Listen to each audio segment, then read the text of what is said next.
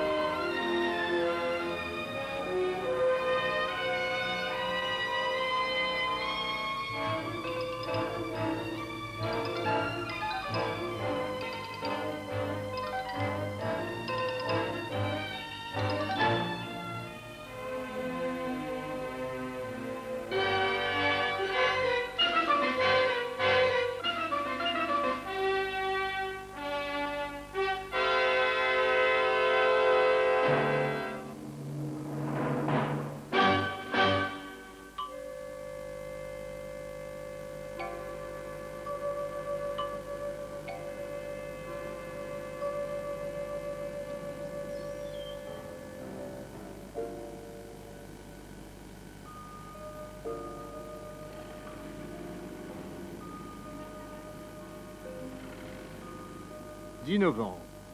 J'apprends que nos soucoupes sont prêtes.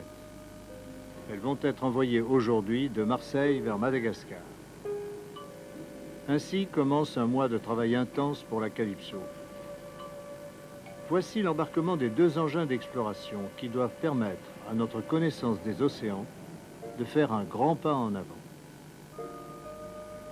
La coque de ces nouvelles soucoupes est en acier à haute résistance de 12 mm d'épaisseur. 4 hublots en plexiglas massif de 8 cm d'épaisseur permettent l'observation en plongée.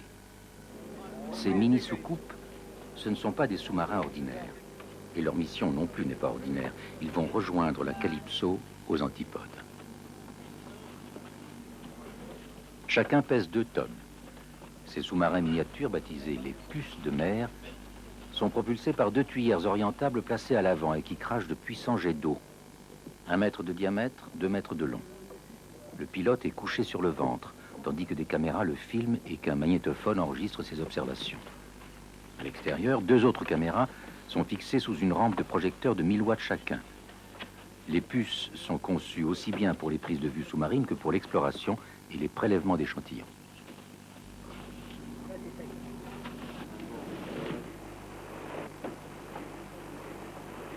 Nos puces de mer descendent en droite ligne de Denise, la soucoupe plongeante biplace. Denise était déjà petite et manœuvrante, mais nous voulions encore plus de mobilité. Denise était lente et limitée à 300 mètres de profondeur. Nous voulions un peu plus de vitesse et 2 fois la profondeur. Pour cela, nous avons créé des soucoupes avec une coque plus petite et plus résistante et des mécanismes miniaturisés, les puces de mer. En utilisant 2 puces à la fois, nous augmentons la sécurité. Et d'autre part, les 2 puces peuvent se filmer l'une l'autre en pleine action. Après 3 ans de dessin, de construction et d'essai, nous sommes enfin prêts. 14 janvier. La Calypso fait route vers Europa, une petite île située entre Madagascar et l'Afrique, dans le sud de l'océan Indien. 2 raisons pour aller à Europa. D'abord, c'est là qu'on peut observer les amours d'une grande tortue de mer, la tortue verte. Mais aussi, l'île est située dans une région favorable aux essais des puces. Dauphins! Les dauphins! Et voilà les dauphins! Venez, venez! Quand un groupe de dauphins rivalise de vitesse avec la Calypso, nous accourons tous au bastingage. C'est un spectacle dont personne ne peut se lasser. Michel Deloire descend dans la chambre d'observation installée sous l'étrave de la Calypso, à 3 mètres sous la flottaison. De là, on entend nettement les cris aigus et les craquements émis par les dauphins.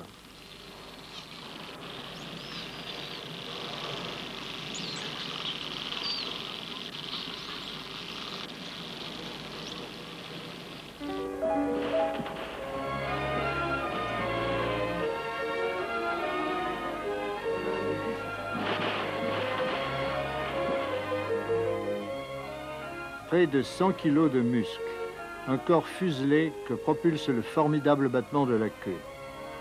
Un merveilleux exemple de l'adaptation au milieu aquatique. Les dauphins jouent avec nous. Aujourd'hui, nous ne pouvons que les observer. Ce sont les premiers moments d'une amitié partagée. Bientôt, j'en suis sûr, nous vivrons au milieu d'eux dans la mer. Nous les filmerons, nous serons témoins de leur vie sociale, qui est d'une complexité surprenante.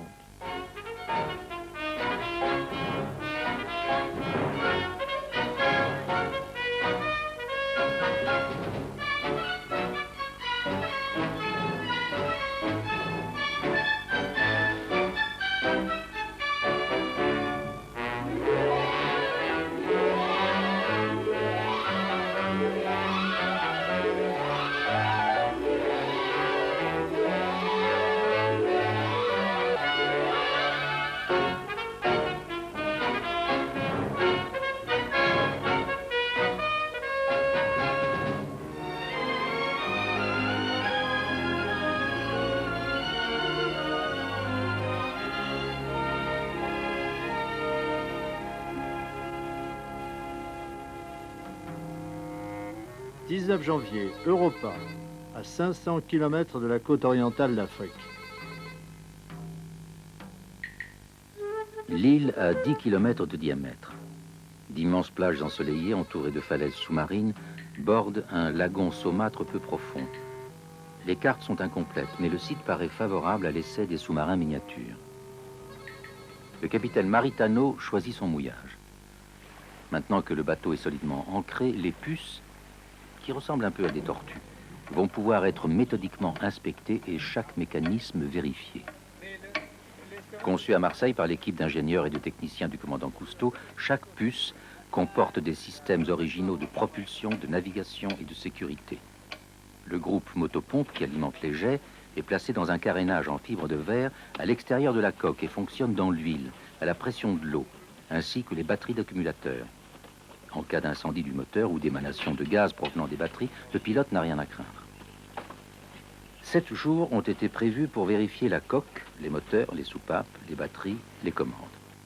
Pendant ce temps, les équipes de plongée auront une autre mission. Quelque part, sous la coque de la Calypso, des tortues de mer ont rendez-vous pour leur lune de miel sous-marine.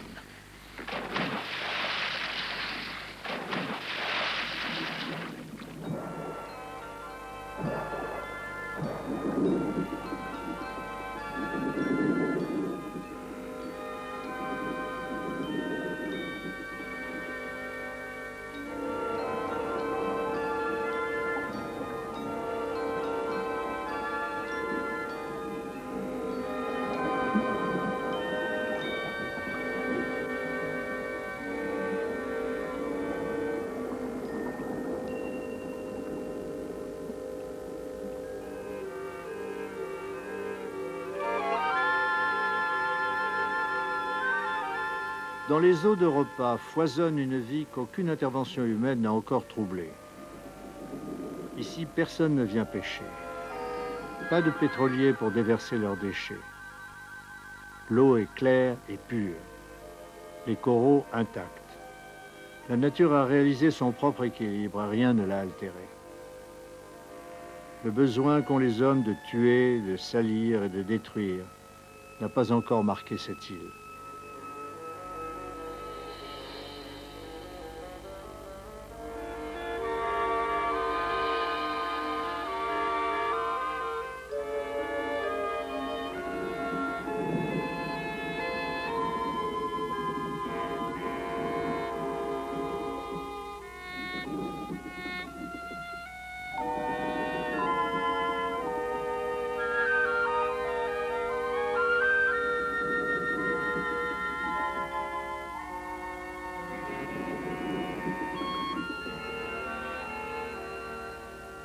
Quelque part dans ce paradis liquide, les tortues se rassemblent et s'accouplent.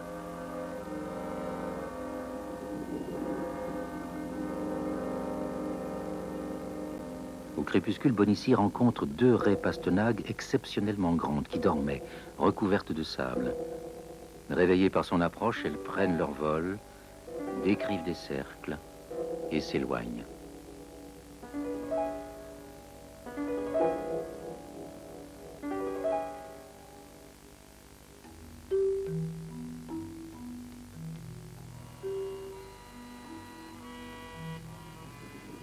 Mais ce sont les tortues que nous cherchons. De novembre à mai, pendant l'été de l'hémisphère sud, un appel ancestral irrésistible les ramène à Europa. Les voici. Elles arrivent du Mozambique et de Madagascar, d'Obia, de Mombasa et des rivages des Comores. Elles viennent du nord, le long des vallées marines, du sud où elles quittent leurs récifs immergés riches en nourriture. Il en vient même du cap Gardafuy à l'entrée du golfe d'Aden. Certaines nagent pendant plus de 2000 km avant d'arriver au but. Craintives, parfois centenaires, pesant 200 kg de chair et de carapace, elles ont dans l'eau une grâce inattendue. Les femelles, qui n'atteignent la maturité sexuelle que vers 40 ans, et les mâles à longue queue se rassemblent par milliers, comme ils le font depuis des siècles à la saison des amours.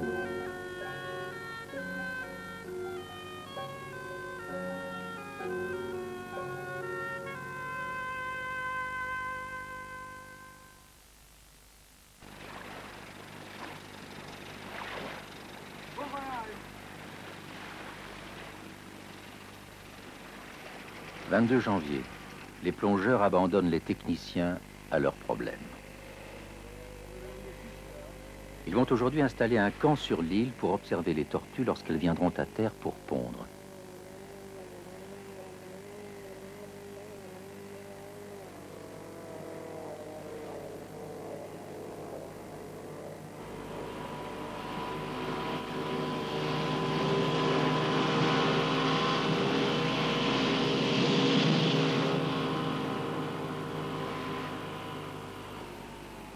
La beauté sauvage des côtes d'Europa est trompeuse. L'intérieur est plat et inhospitalier.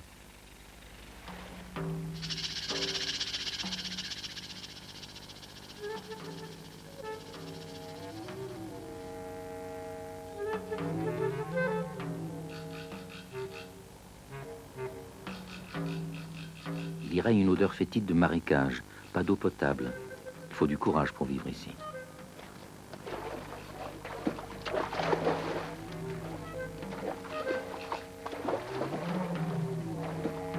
Ceux qui ont essayé ont échoué.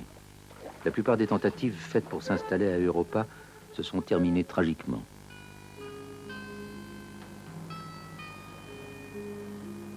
Ici repose Marie-Virginie Beauchamp, décédée à l'île d'Europa le 1er mars 1910.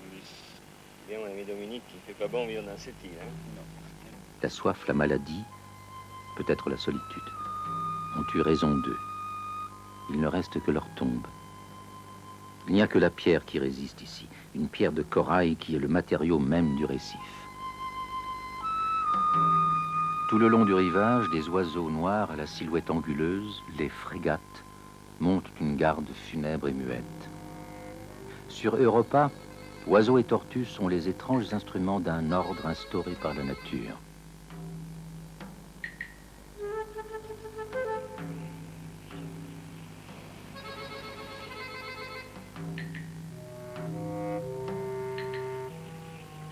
Presque toute la journée, Falco, le caméraman Mackay, les plongeurs Sumian et Bonissi ont parcouru l'île à la recherche des endroits où les tortues viennent de préférence déposer leurs œufs.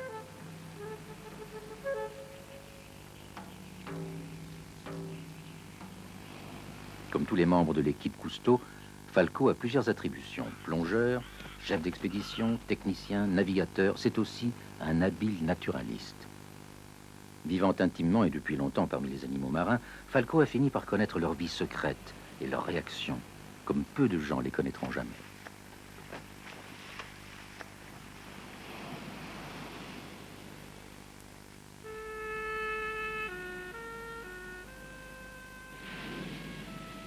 Lorsque la marée monte, les grandes carapaces doivent attendre leur tour pour prendre terre. Ils cherchent une pente facile à escalader. Certaines retrouvent sur la plage les quelques 100 mètres de sable où, peut-être, elles ont déposé leurs œufs 2 ans auparavant. Comment savent-elles, comment peuvent-elles, sans explorer toute l'île, connaître le bout de plage qui leur offrira le meilleur nid pour déposer leurs œufs? Quelle merveilleuse mémoire instinctive se perpétue dans leurs cellules de génération en génération pour les amener ici avec une telle précision. Ce sont les plus anciens reptiles vivants. Leur lignée remonte plus loin que le dinosaure. Ces grandes tortues vivaient jadis sur Terre. Certaines sont ensuite retournées en mer. Leur carapace s'est allongée, leurs pattes se sont transformées en ailerons. Elles se sont bien adaptées au milieu marin, mais il leur faut revenir au rivage pour y déposer leurs œufs. L'incubation des œufs a besoin de chaleur solaire. Par ailleurs, si les tortues adultes peuvent rester sous l'eau pendant des heures, les nouveau-nés ont besoin de respirer souvent. Les nids doivent donc être creusés sur le rivage. La femelle, douce et gauche, sans griffes ni dents, est ici très vulnérable. Elle pourrait être capturée facilement. Mais ici, personne ne l'a jamais chassée. Des règlements la protègent. 350 km de mer la séparent des hommes. La nuit, pour elle, est sans danger, et elle trouve pour son nid de vastes étendues de sable. Avec ses nageoires de devant, elle creuse d'abord un trou suffisamment grand pour s'y loger. Elle ne peut éviter de s'envoyer du sable dans les yeux, mais il est entraîné par un ruissellement continu de larmes qui humidifie les yeux en permanence. C'est un terrible effort pour ces bêtes qui ont perdu la musculature capable de porter leur carapace sur terre. Lorsque le trou est fait, les nageoires postérieures forent un puits parfaitement cylindrique.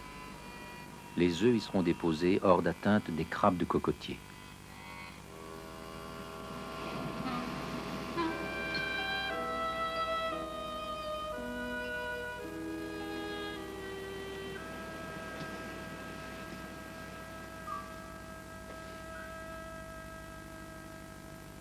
Voici le moment venu.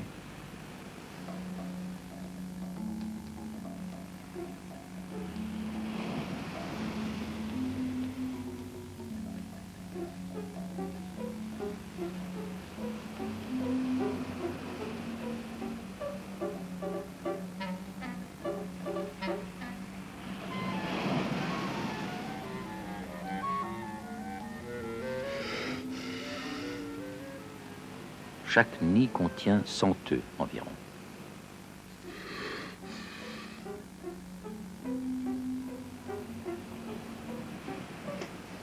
Ils sont souples mais résistants. Ils resteront une 60aine de jours dans le sable avant que les petits ne sortent.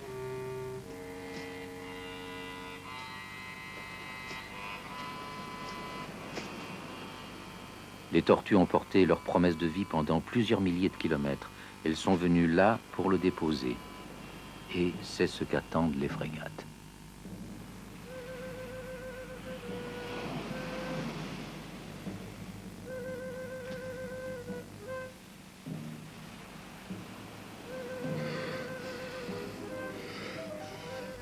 C'était un pèlerinage, un retour à cette terre qu'elles ont quittée depuis des millions d'années.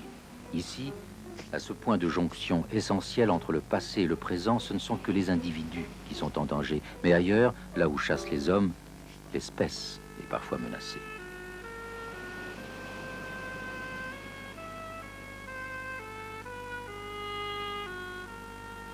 Souvent, la ponte dure toute la nuit. La tortue doit retourner à la mer avant que le soleil ne soit trop chaud. Retenue loin de l'eau, elle mourrait de chaleur, même si le soleil était caché par des nuages. L'effort considérable qu'elle doit faire pour traîner sa carapace l'épuiserait rapidement.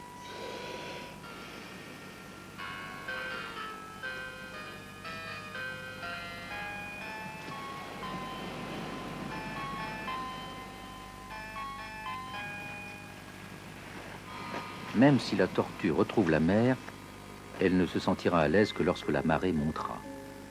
Elle va errer parmi les têtes de corail, chercher un passage vers la mer libre et l'eau profonde.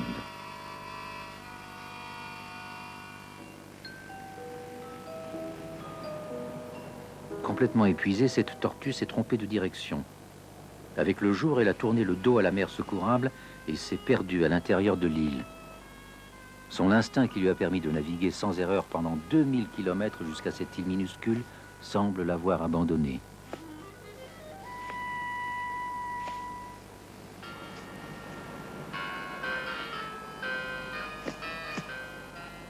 Une autre s'est accrochée à une racine. Elle ne peut pas reculer et elle n'a plus la force de l'arracher comme ferait un bulldozer. Sur le sable, elle périra comme beaucoup de ses sœurs. Le soleil aura fait son œuvre. Les Bernard l'ermite commenceront la leur.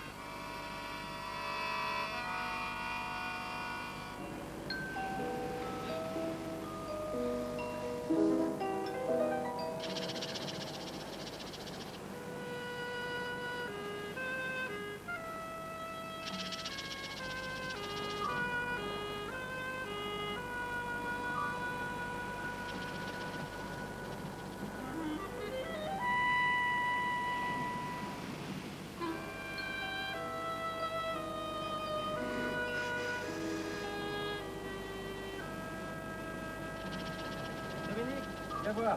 Ah, elle a planté, hein? Oui, je crois.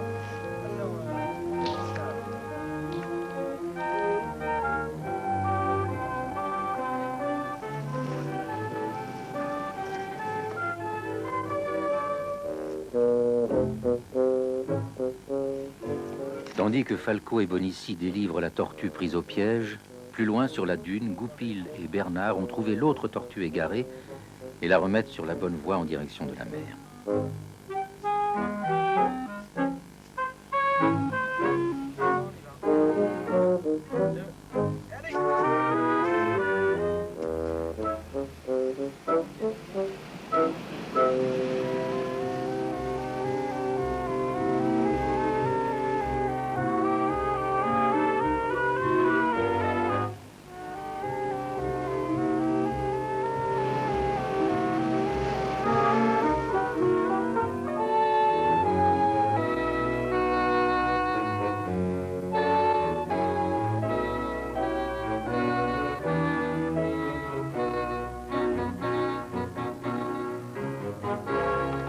Ce n'est qu'après avoir pondu que les femelles sont prêtes à nouveau à se faire féconder par les mâles.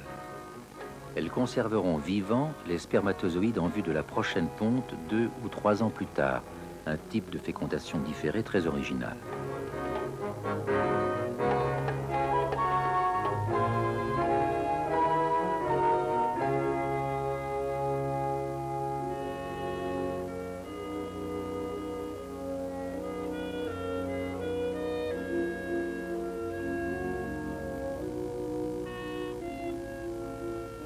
Les danses d'amour suivent les pontes. Et c'est l'épouse qui conduit le bal. C'est elle qui reste aux aguets du danger. C'est elle qui décide du moment où il faut faire surface pour respirer.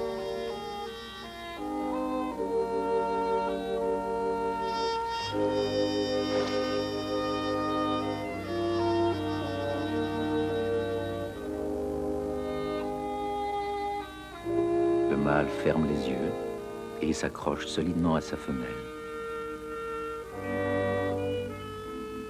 Puis ils se séparent pour vivre leur destin. «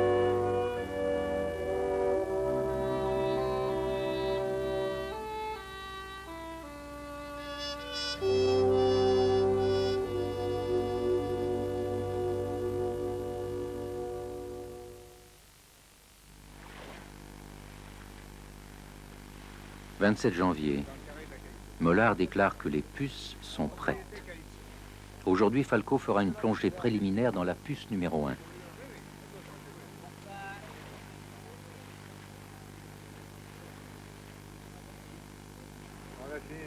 Comme pour le lancement d'un engin spatial, il faut observer rigoureusement la routine complexe des vérifications par un procédé qui a fait ses preuves, les checklists. Le gyroscope directionnel de la puce est aligné avec le gyrocompas de la Calypso. Les caps sont donnés de la passerelle par interphone. 279. 280. Oui, c'est bon, merci. Réserve d'oxygène, pompe à huile, pression d'huile, jupe de sortie de secours, instrument de bord en état de marche. Vérifiez la liaison radio. Me reçois-tu à toi?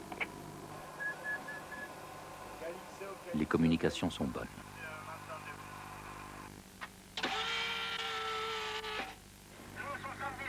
Ça va, merci. Chaque fois que nous essayons en mer un engin nouveau, le silence se fait à bord. L'atmosphère est tendue.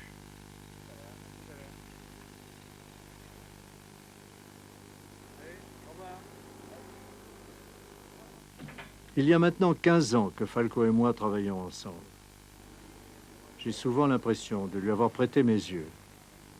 Et je me fie à ce qu'il dit, comme si je l'avais vécu moi-même.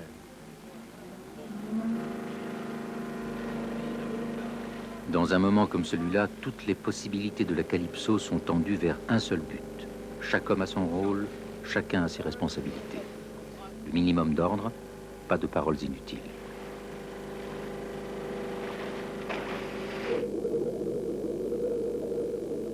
Une dernière vérification par téléphone avant de le débrancher.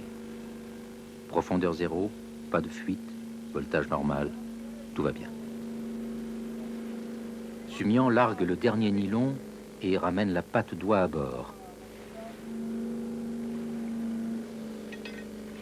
Maintenant, Falco est livré à lui-même. Avec une caméra, Deloire suivra la puce pendant le début de la plongée.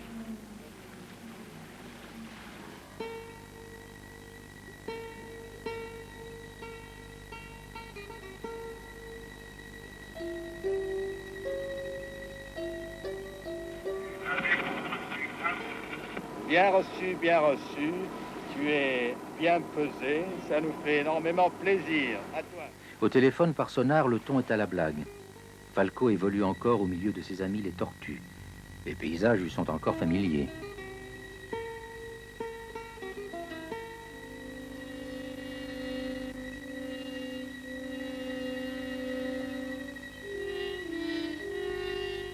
Falco conduit la puce avec un petit levier de commande unique du type manche à balai sur lequel sont concentrés les boutons de mise en marche du moteur, du sonar, du magnétophone, le déclenchement des caméras et l'allumage des projecteurs de cinéma.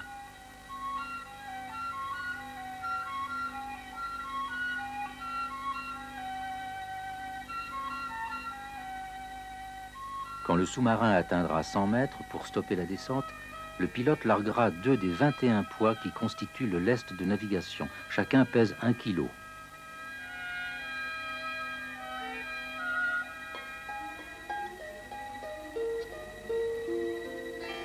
En poussant le manche, Falco envoie 50 kg de mercure vers l'avant et la puce pique du nez.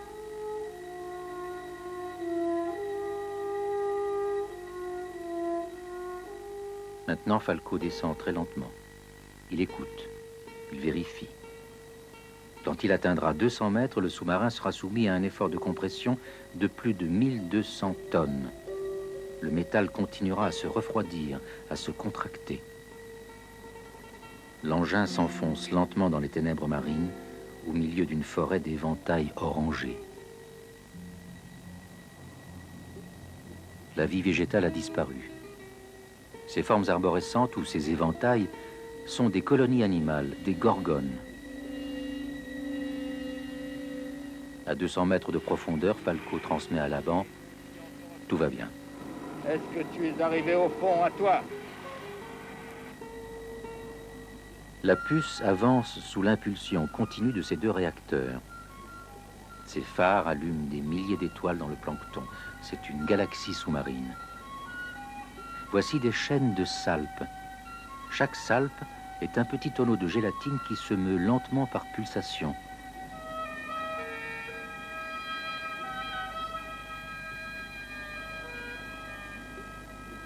Elles sont restées accolées l'une à l'autre et ont formé comme des serpents qui ondulent au milieu des crevettes dont elles font leur nourriture.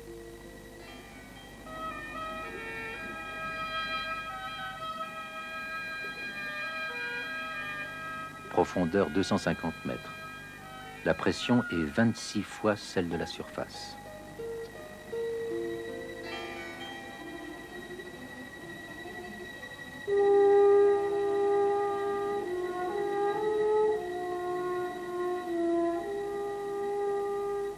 La puce va naviguer quelques minutes à cette profondeur.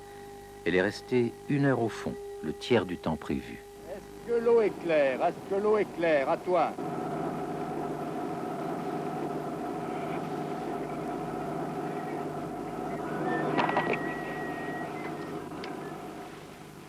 La conversation a été interrompue entre 2 phrases.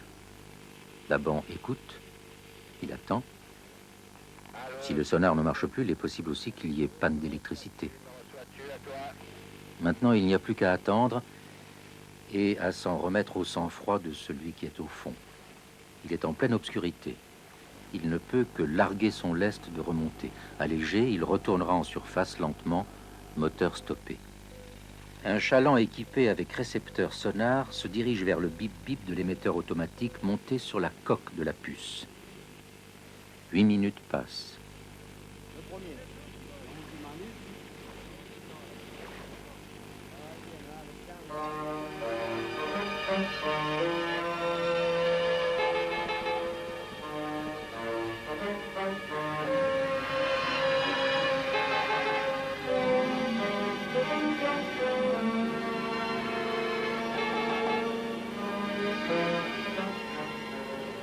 C'était la dernière vérification prévue sur la liste. Essayer la jupe de sécurité gonflable permettant de sortir de la puce en cas d'urgence, même par mauvaise mer. Malgré la tension nerveuse causée par la panne du moteur au fond de l'eau, Falco a pensé à remplir le programme d'essai jusqu'au bout.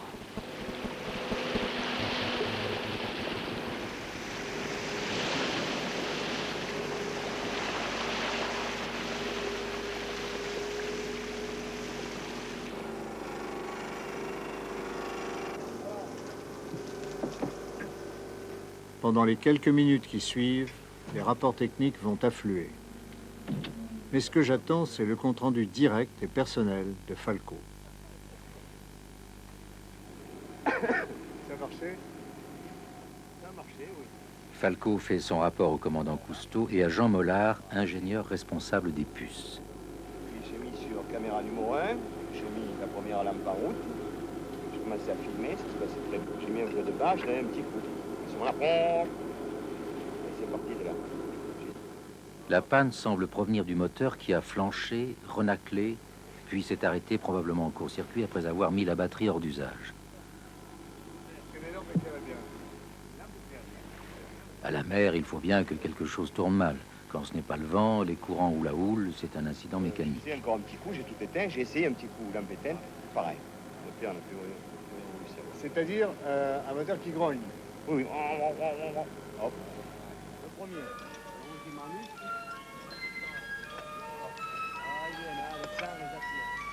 Le moteur responsable est démonté et pendant la nuit, les ingénieurs découvriront et répareront la panne.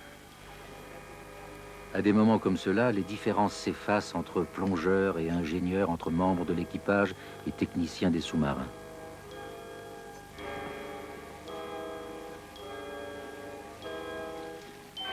À l'aube, les 2 puces sont prêtes. 25 janvier. Le commandant Cousteau et Falco plongeront en même temps cette fois, comme normalement prévu. Ce matin-là, à 7h04, Cousteau pénètre dans la puce numéro 2.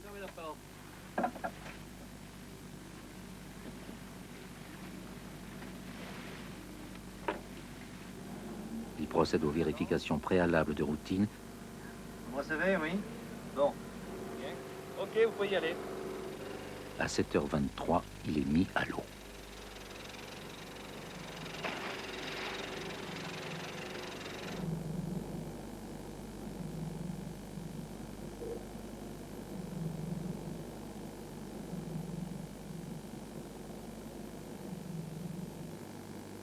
Les plongeurs ont aussi leur vérification à faire. Ils décrochent la patte d'oie, ils nettoient les hublots, ils échangent les derniers signes avec le pilote, puis ils décrochent le fil du téléphone et la ligne de sécurité en nylon. À 7h29, Falco, les vérifications faites, entre dans la puce numéro 1 et 1 minute plus tard, il suit son commandant dans l'eau.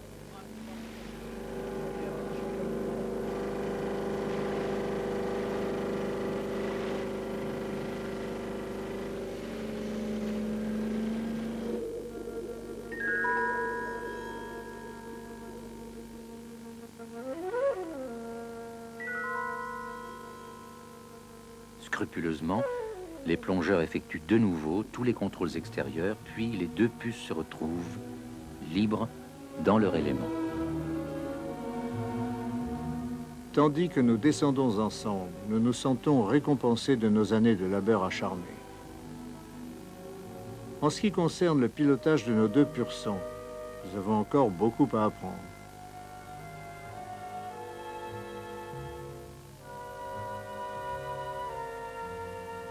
Dès le début, les puces se révèlent capricieuses et séduisantes. Si nous devions les baptiser, nous leur donnerions des prénoms féminins.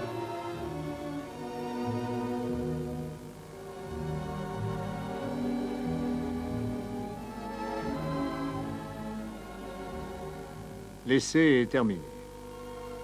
Les puces se frôlent amicalement, comme deux coupes de champagne.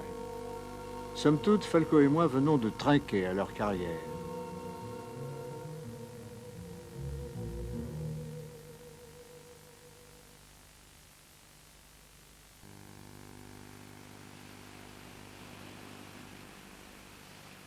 La plupart des tortues femelles resteraient, paraît-il, autour du récif après avoir pondu une première fois.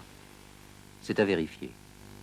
Falco est retourné avec son équipe pour marquer et suivre deux grosses femelles qui viennent de pondre. Ils vont se servir de ballons gonflés à l'hydrogène pour suivre leur déplacement. La carapace est insensible et quand on en perce le bord à la chignole, la tortue ne bronche pas. Mais elle est tout de même un peu anxieuse de se sentir manipulée.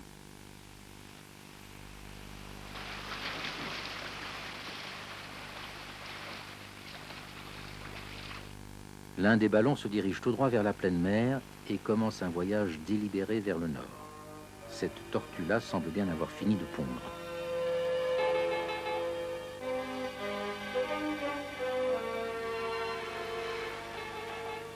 Deux jours plus tard, Laban repère le deuxième ballon à environ 1 km de la Calypso. Cela prouve que notre hypothèse était bonne. La deuxième tortue est restée au voisinage d'Europa, soit pour revenir pondre, soit pour participer à la danse d'amour et se faire féconder. Maintenant, il s'agit de la retrouver, de la filmer pour nos archives et de la libérer. Deloire et Sumian descendent avec la caméra.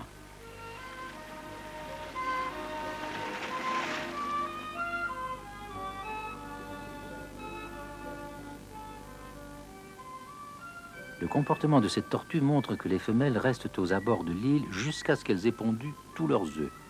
En fait, elles peuvent faire jusqu'à 5 voyages sur la plage et arriver ainsi à pondre 500 œufs.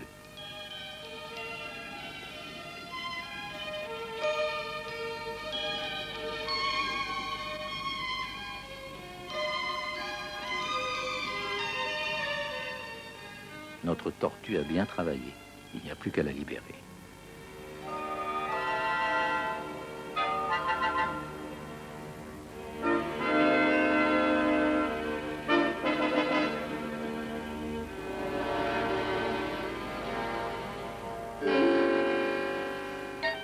« 8 février.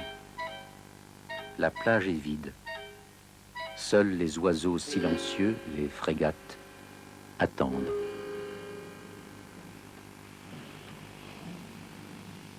Grâce à la chaleur du soleil, les œufs viennent d'éclore au fond de leur puits.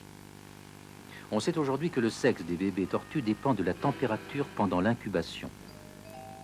Les bébés des deux sexes ont peu à peu fait leur chemin vers la surface du sable. Leur carapace est encore molle.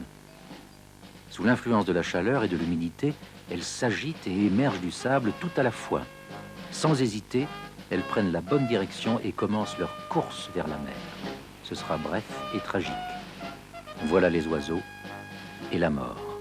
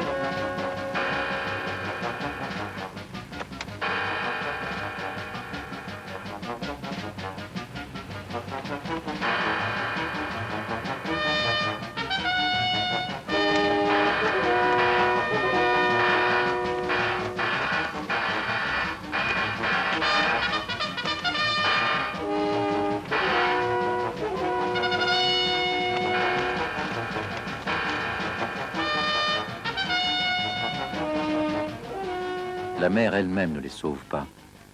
Quand les jeunes tortues viennent respirer à la surface, les oiseaux ne les ratent pas.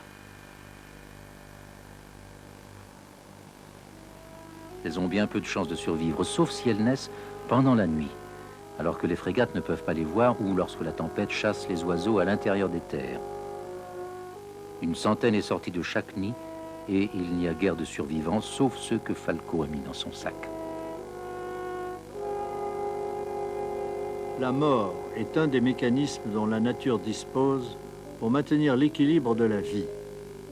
Seul l'homme est capable de tuer sans raison. Mais quand la vie est naturellement menacée, il se croit obligé d'intervenir. Mes camarades ont commencé à ramasser les petites tortues et ils ont imaginé un moyen de les sauver.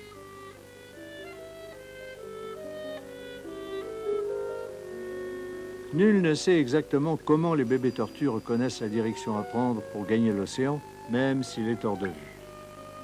Leur attirance pour la mer semble irrésistible. Aucun obstacle ne les décourage. Elles peuvent lutter une semaine sans nourriture. Mais en réalité, il ne leur faut le plus souvent que quelques minutes pour atteindre leur but. À 1 kilomètre de la côte, Falco relâche quelques tortues. Pas d'oiseaux dans le ciel. Nous filmons par en dessous les petites tortues qui plongent, reviennent en surface, respirent et plongent de nouveau.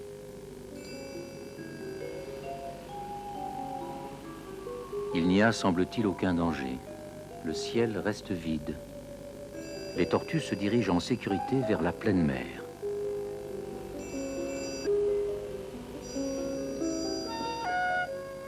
Moins de 2 minutes plus tard, passent des ombres. Venant d'on ne sait où, les frégates sont là.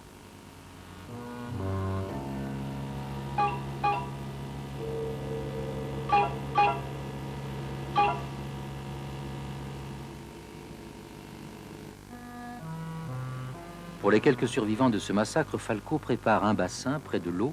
Il les protégera jusqu'à la nuit, puis il les relâchera.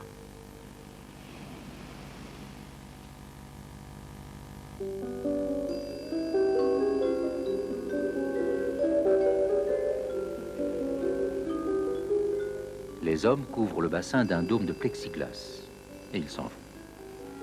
Cette fois, les oiseaux s'y casseront le nez.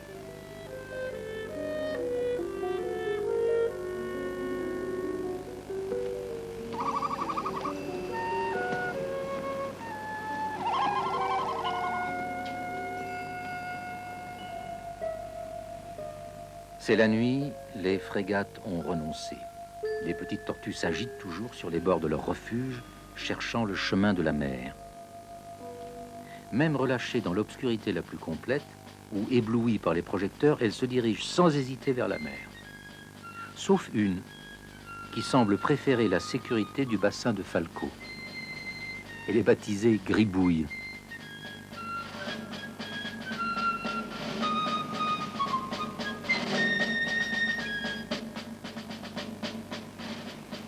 Finalement, Gribouille s'arrête et flaire le vent. Obéissant à quelques mystérieux avertissements, elle répond à l'appel qui a permis la survie de sa race bien avant l'apparition de l'homme sur la Terre. Les autres sont déjà presque arrivés. Elles risquent bien encore d'être dévorées par les poissons, mais la plupart survivront à ce danger-là.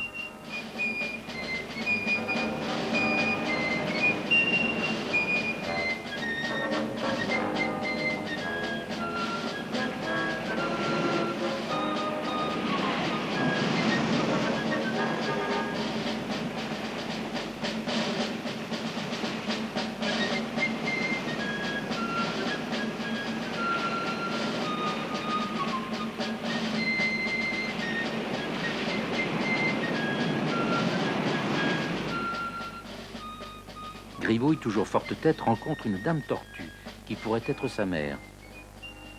Mais en tout cas, une mère très indifférente.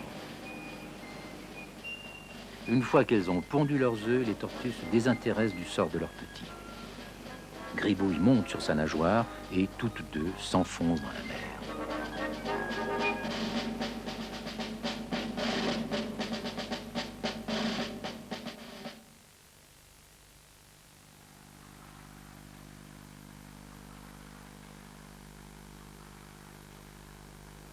Ces bébés tortues ont maintenant exactement 6 semaines. Peu après leur éclosion, un membre de l'expédition les a mis dans un sac en plastique avec un peu d'eau de mer et a décollé du terrain rudimentaire d'Europa dans un petit bimoteur. 48 heures plus tard, elles étaient ici en sécurité au musée de Monaco. Leur carapace est encore molle, mais elles ont déjà commencé à grandir. Rien que sur l'île d'Europa, il naît tous les ans près de 4 millions de tortues. Elles sont en majorité vouées à la mort. Nous en avons sauvé quelques-unes, troublant ainsi l'ordre de la nature, qui en a fait la proie des oiseaux.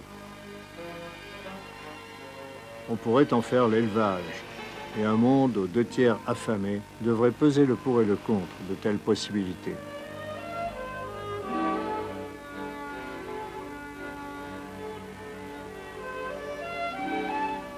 Partout ailleurs, cruellement, stupidement, l'homme n'a songé qu'à chasser la tortue verte, et l'espèce est presque partout très mal en point.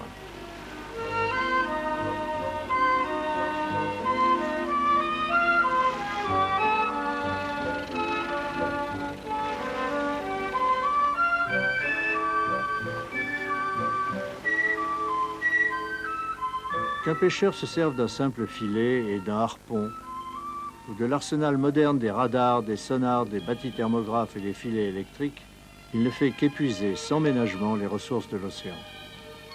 À Europa, nous avons été témoins du drame des tortues de mer, et poussés par un sens moral peut-être artificiel, nous avons sauvé 2 femelles adultes et quelques bébés tortues, dont plusieurs ont grandi dans l'aquarium de Monaco. Ce faisant, nous avons interféré avec les mécanismes naturels. Ce que nous avons tiré de ce voyage, c'est un immense respect pour la nature.